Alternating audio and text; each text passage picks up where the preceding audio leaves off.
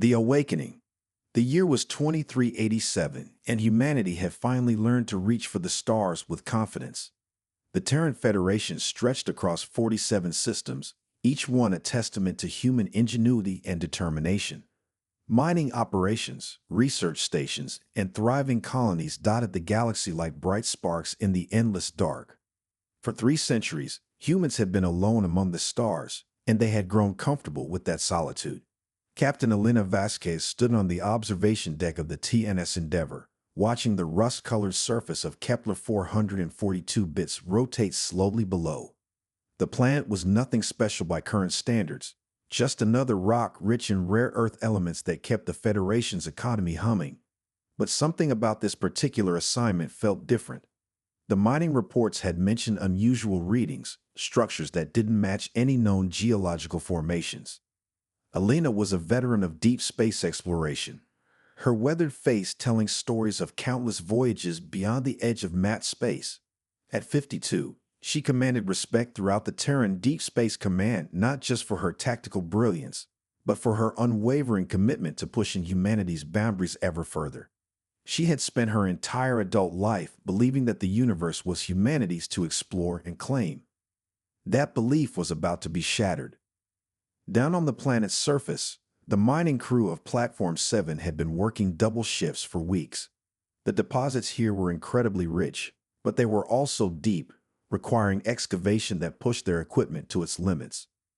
Team leader Jake Morrison wiped sweat from his brow as he guided the massive drilling apparatus through another layer of bedrock.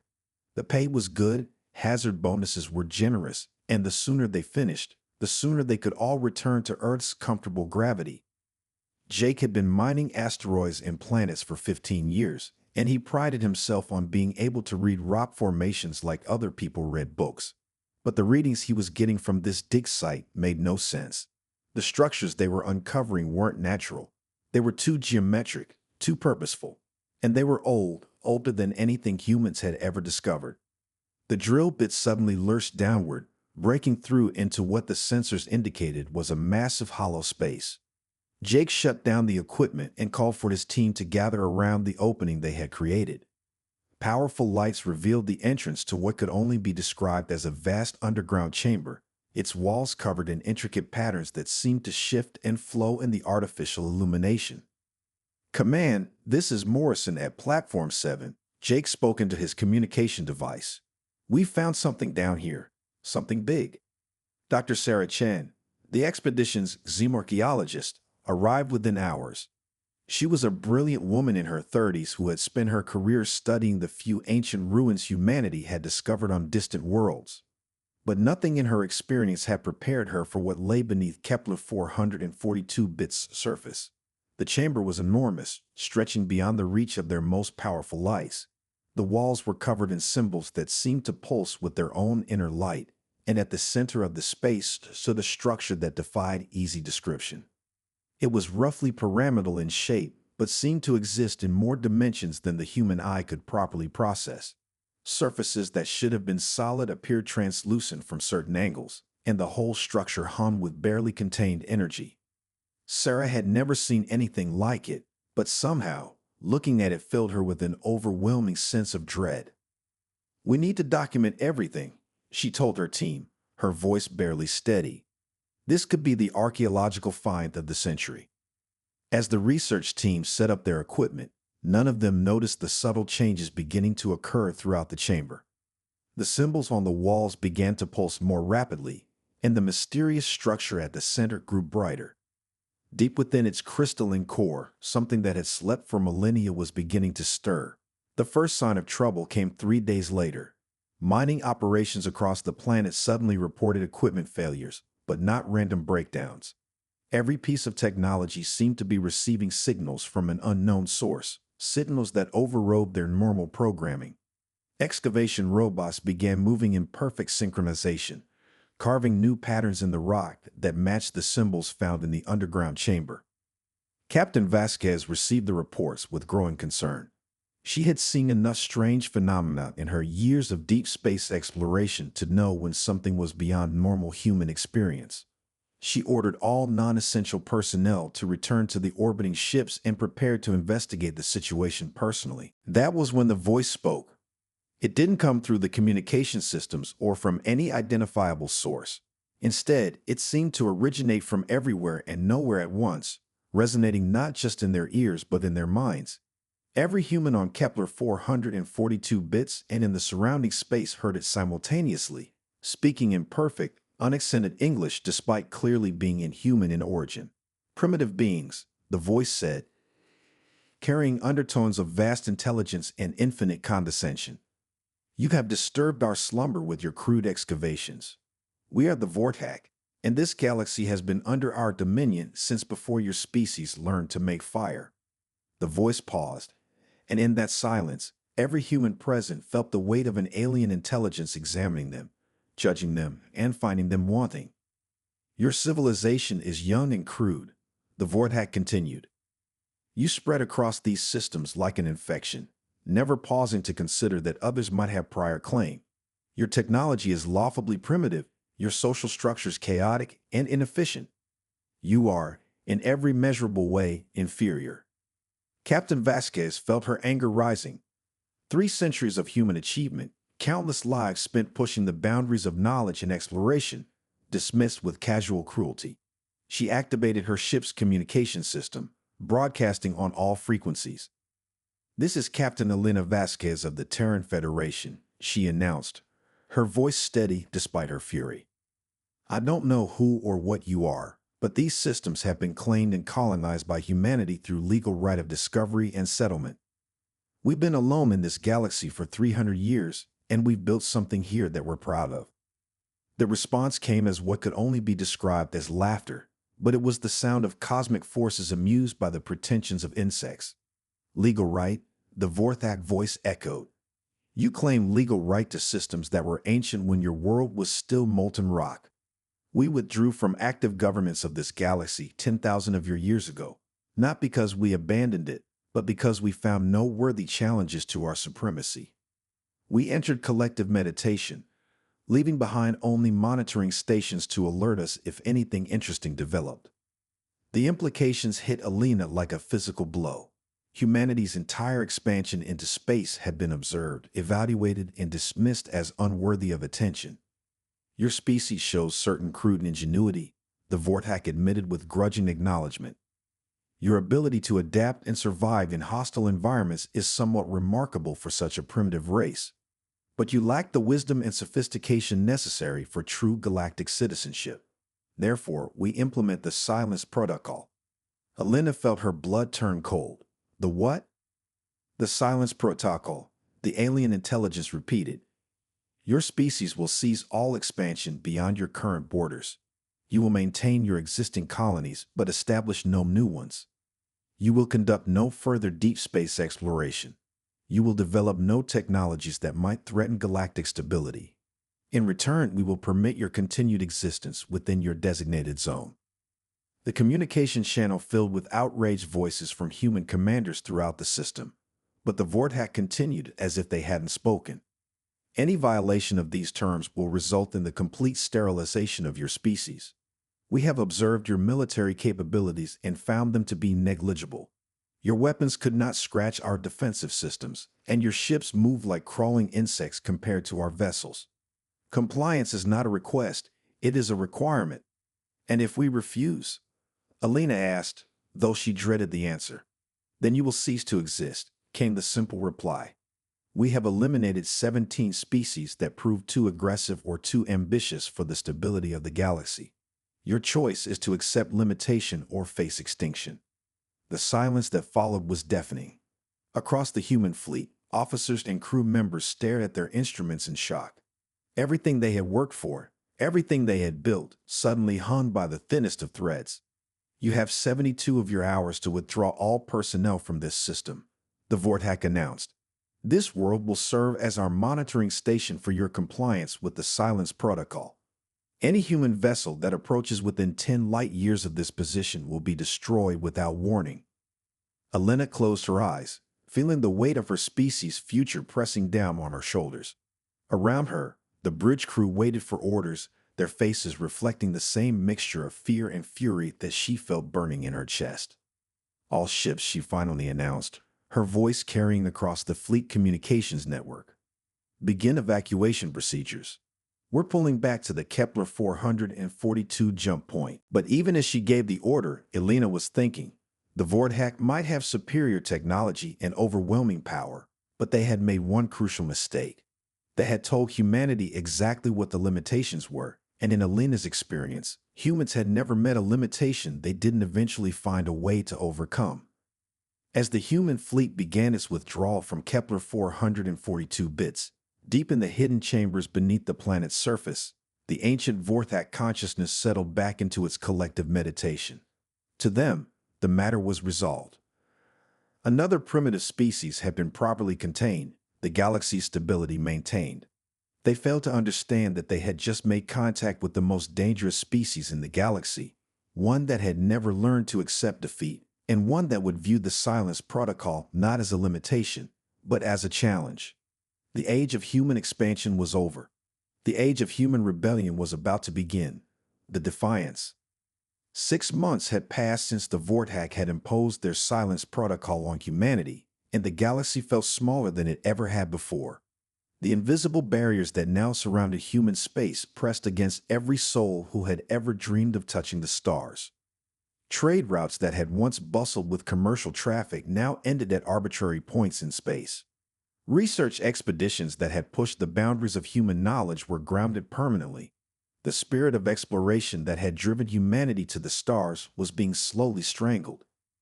Captain Elena Vasquez stood in the underground command center on Titan, staring at star charts that now seemed more like prison walls than maps of possibility. The facility had been carved deep into Saturn's largest moon, hidden from any potential Vorthack surveillance. Around her, the best minds in the Terran Federation worked in absolute secrecy, their official records showing them as retired, missing, or dead. Elena had spent the past 6 months carefully recruiting individuals who shared her belief that humanity's future couldn't be left in alien hands. Scientists, engineers, military officers, and even civilian leaders who refused to accept that human expansion was over. They called themselves the Free Human Alliance, though they were careful never to use that name in any official communication. The most brilliant among them was Dr. Marcus Chen, a quantum physicist whose official death in a transport accident had been carefully staged 3 months earlier. Marcus was younger than Elena, barely 35, but his mind worked in ways that even other geniuses found difficult to follow. He had spent his career studying the theoretical possibilities of faster-than-light travel, and now he was applying that knowledge to a much more dangerous question: how to hide from the Vorthack. "The key is understanding how they observe us," Marcus explained to the assembled group, his excitement barely contained despite the grave circumstances. "The Vorthack aren't omniscient. They're using a network of monitoring stations scattered throughout the galaxy, probably left over from their active period thousands of years ago." Elena leaned forward in her chair. "So we need to find these stations." "Better than that," Marcus replied, his eyes gleaming. "We need to understand how they work. Our analysis of the readings from Kepler 442 bits suggests that Vorthack technology operates on quantum entanglement principles, but at a macro scale we've never achieved. They can monitor vast areas of space instantaneously, but every monitoring system has blind spots." Dr. Sarah Chen, who had been rescued from Kepler 442 bits before the evacuation, spoke up from her position at the research station. "The symbols we found in the underground chamber, they weren't just decorative. They were some kind of technical schematic. If we could decipher them completely, we could build our own version of their technology," Marcus finished. "Or more importantly, we could build something that operates outside their detection grid." Elena felt a spark of hope for the first time in months. How long would something like that take? Marcus exchanged glances with Sarah. "With our current resources, years, maybe decades. But if we could get more information from other Vorthack sites." "The Silence Protocol forbids us from exploring beyond our current borders," Elena reminded him. Marcus smiled, and it was the smile of a man who had spent his career making the impossible seem routine. "The Silence Protocol forbids human ships from exploring beyond our borders. It says nothing about human ships that don't exist. Over the following weeks, Marcus's team worked around the clock to develop what they called ghost ship technology. The concept was elegantly simple and incredibly complex at the same time. By manipulating quantum fields around a spacecraft, they could create a localized distortion that would make the ship effectively invisible to vortex sensors. The ship wouldn't be truly invisible to human detection systems, but it would appear to vortex technology as empty space. The first test was conducted on a small probe, barely larger than a person. They launched it from the hidden facility on Titan and watched nervously as it crossed the boundary that the vortex had established around human space. For 3 days, they held their breath, expecting to receive word that the probe had been detected and destroyed. Instead, they received a signal from the probe indicating that it had successfully reached the abandoned mining station at Kepler 442 bits and was beginning its survey of the vortex ruins. Elena felt tears in her eyes as she realized what this meant. Humanity had found a way to slip past its alien jailers. But Marcus had even bigger plans. One probe isn't enough, he announced to the gathered Alliance leaders. We need to think bigger, much bigger. Over the next 2 months, the Free Human Alliance began what they privately called the Great Escape. Using the ghost ship technology, they started evacuating entire populations from the outer colonies, moving them to hidden systems beyond the official boundaries of human space.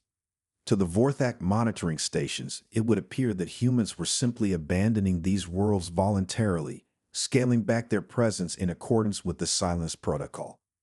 In reality, these populations were being relocated to carefully selected asteroid belts and hidden worlds where they could continue their work in absolute secrecy.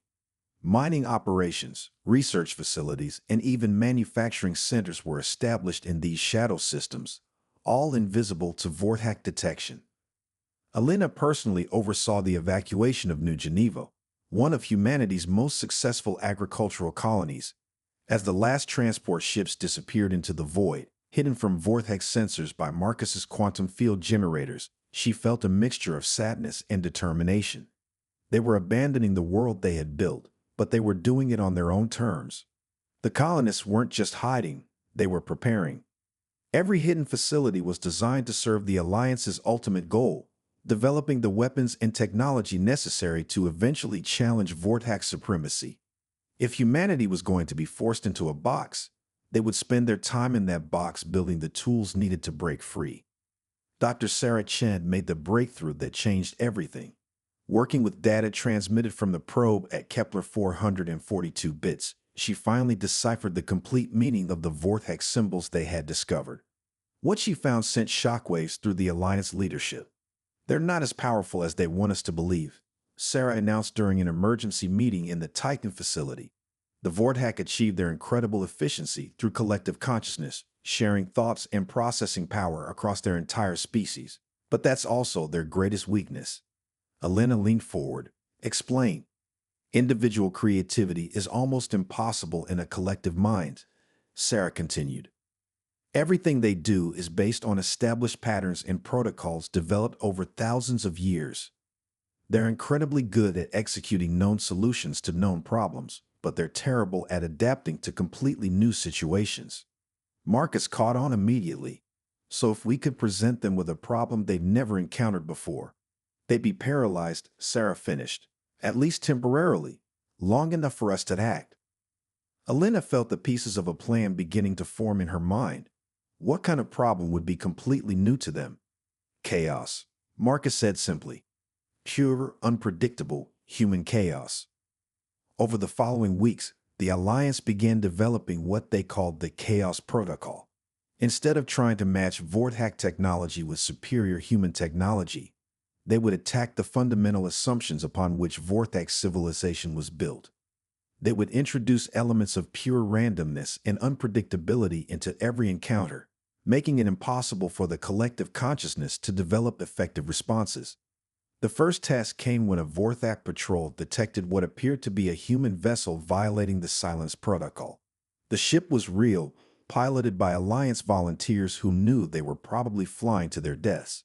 But everything about the ship was designed to confuse and disorient the vortex response. Instead of fleeing when confronted, The human ship began broadcasting seemingly random signals, mathematical sequences that contained patterns but no apparent meaning. When the Vortak demanded explanation, the humans responded with poetry, song, and abstract art transmitted at frequencies that interfered with Vortak communication systems. The Vortak patrol spent 3 hours trying to process this completely unprecedented response.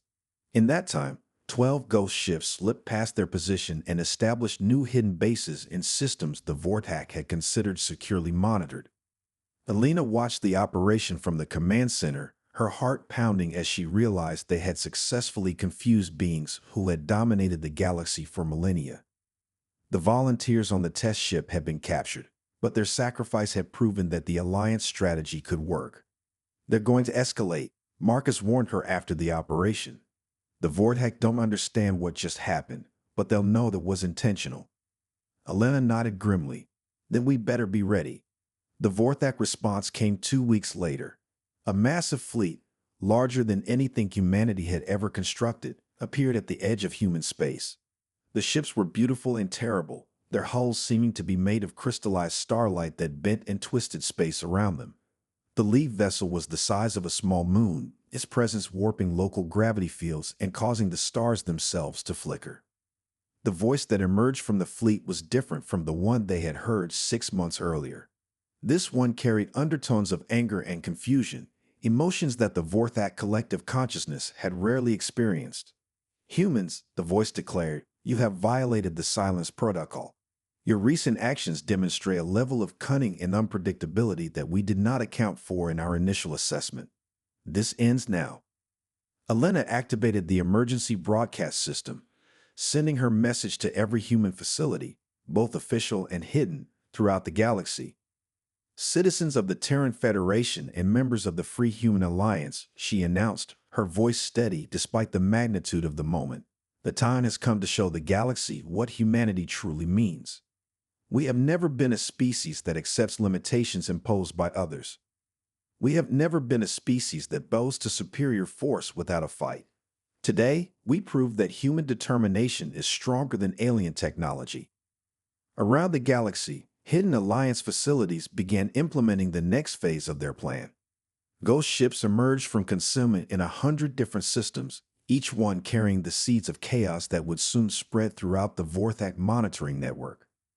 The war for human freedom was about to begin, and Alina knew that this time there would be no retreat, no compromise, and no surrender. Humanity would either break free of its cage or die trying. The Vortak had made the mistake of giving humans time to prepare. Now they would discover what happened when humanity's greatest strength, its refusal to accept defeat, was combined with its greatest weapon, the ability to surprise. The silence was about to be broken, and the sound would echo across the galaxy, the reckoning. The siege of New Geneva lasted for 3 weeks, and it became the symbol of everything humanity had learned about defying the impossible. The planet had been one of the last official human colonies, its green fields and bustling cities representing the peaceful prosperity that the Terran Federation had built among the stars. Now it stood as the final battleground between human determination and alien supremacy. Captain Elena Vasquez watched from the bridge of her flagship. The TNS Defiance has Vortak vessels surrounded the planet like deadly jewels against the black of space. The alien fleet was magnificent and terrifying, their crystalline hulls reflecting starlight in patterns that hurt human eyes to look at directly. Each ship was a work of art that could destroy entire worlds, and there were hundreds of them. The Vortak had come in force, their collective consciousness finally recognizing that humanity represented a threat they had never encountered before. For 6 months, the Free Human Alliance had been playing a deadly game of hide and seek throughout the galaxy, using ghost ship technology to establish hidden bases and conduct sabotage operations that left the ancient monitoring network in chaos. But the siege of New Geneva was different. This time, there would be no hiding, no clever misdirection, no running away.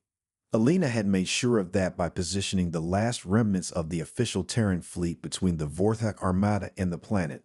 To the Vortak, it would appear that humanity was making its final, desperate stand to protect one remaining world. They were wrong, of course. New Geneva was bait, and the trap had been carefully prepared for months.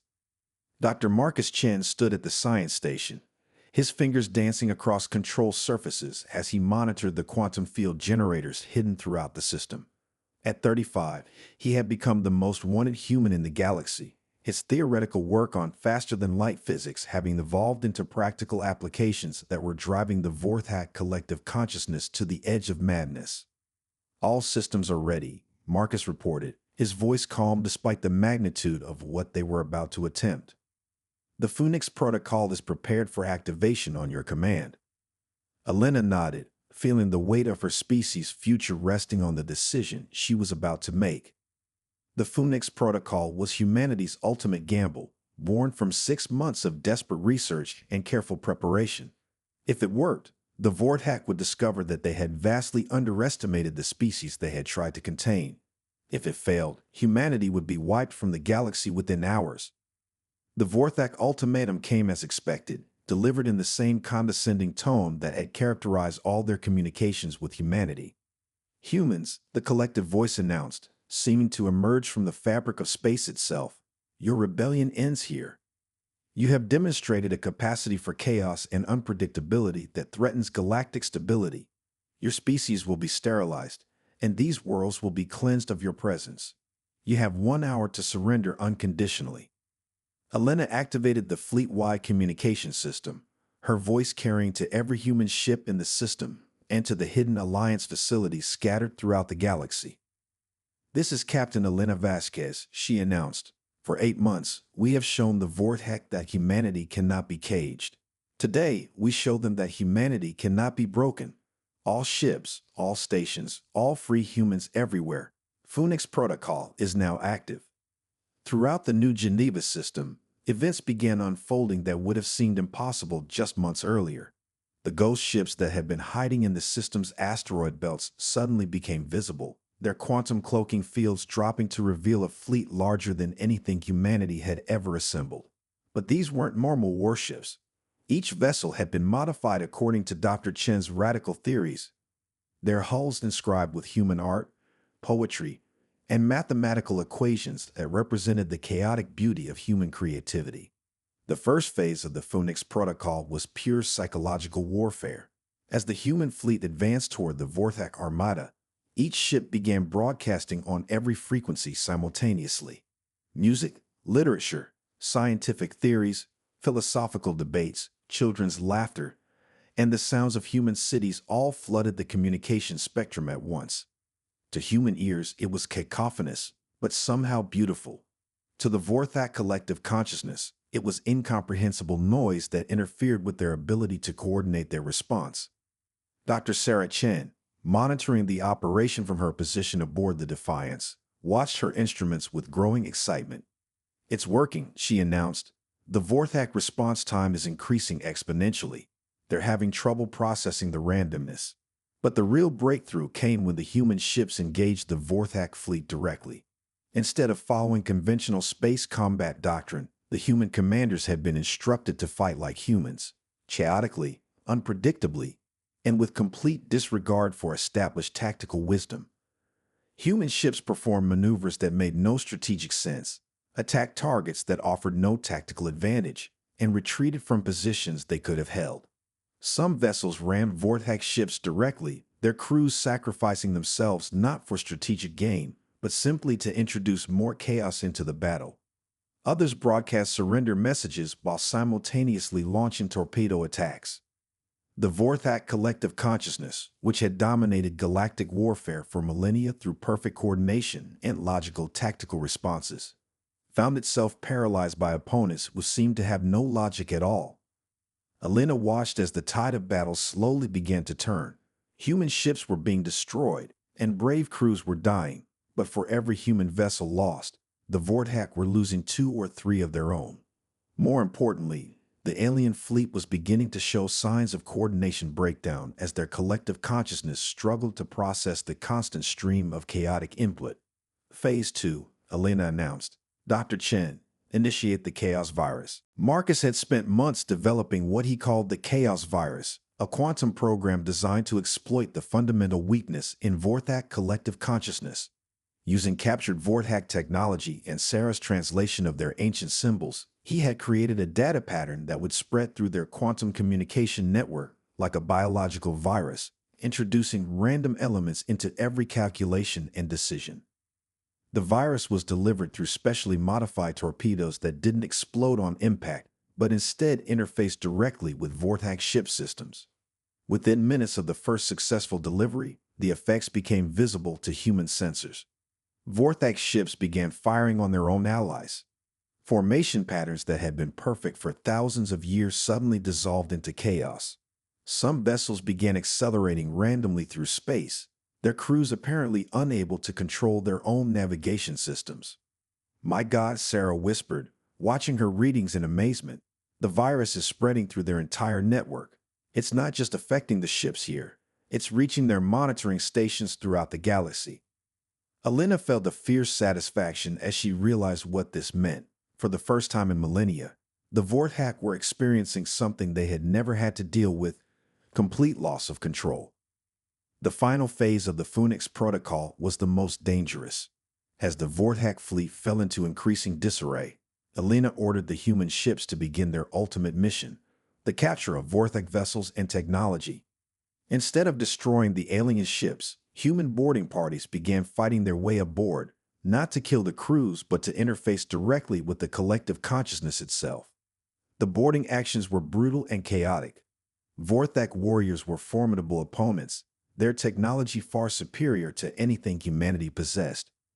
But they were unprepared for human tactics that emphasized individual initiative over collective coordination.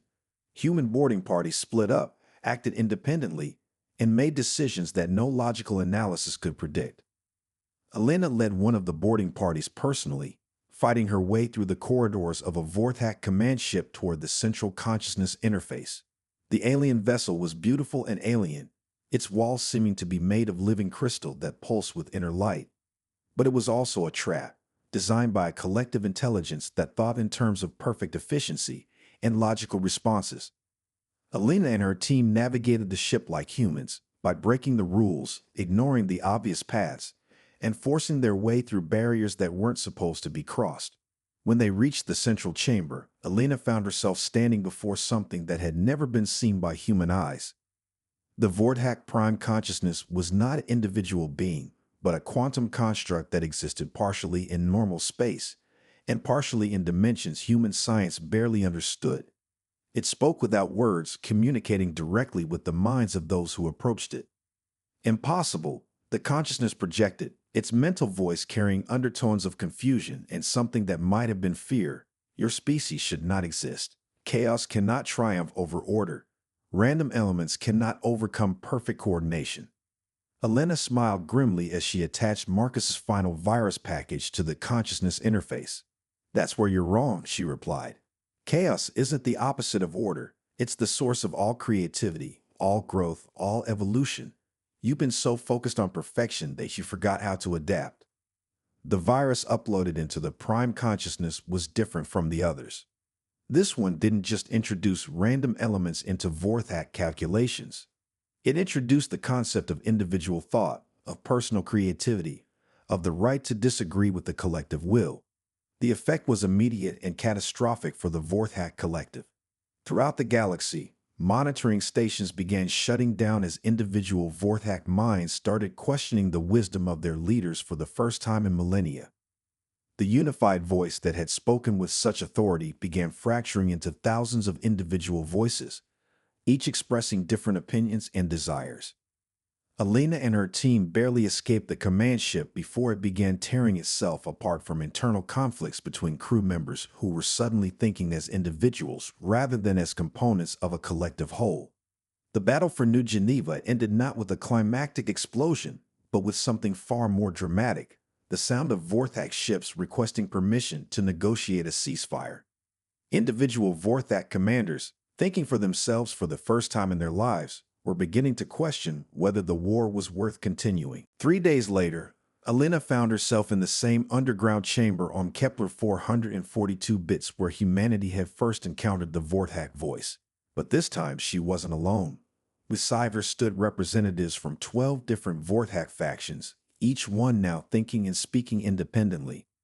The negotiations were unlike anything in galactic history. Instead of one collective voice demanding submission, Elena faced a dozen different Vorthak individuals, each with their own opinions about how to resolve the conflict. Some wanted to continue the war, others proposed peaceful coexistence, and a few even suggested that the Vorthak could learn from human creativity and adaptability.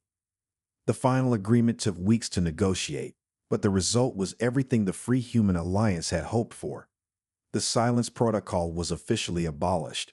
Humanity was granted the right to expand throughout the galaxy, with the understanding that they would share their knowledge of chaos theory and individual creativity with any Vorthak who wished to learn. More importantly, the Vorthak monitoring network was transformed from a tool of oppression into a communication system that connected thousands of worlds and species throughout the galaxy. For the first time in millennia, the galaxy was truly free. Elena stood on the observation deck of the newly renamed TNS Phoenix, watching as human ships began their journey toward distant stars that had been forbidden for so long. Around her, Vorthak officers worked alongside human crew members, their collective consciousness now balanced by individual thought and creativity. The age of silence was over. The age of chaos, creativity, and cooperation had begun. And at the heart of it all was the simple human truth that had defeated the greatest empire in galactic history. Sometimes the most powerful force in the universe is the refusal to accept that something is impossible. Humanity had not just broken free of their cage. They had taught their captors that cages were never necessary in the first place. The galaxy would never be the same, and Elena knew that was exactly as it should be. The stars were calling again, and this time, humanity would answer without fear, without limits, and without silence.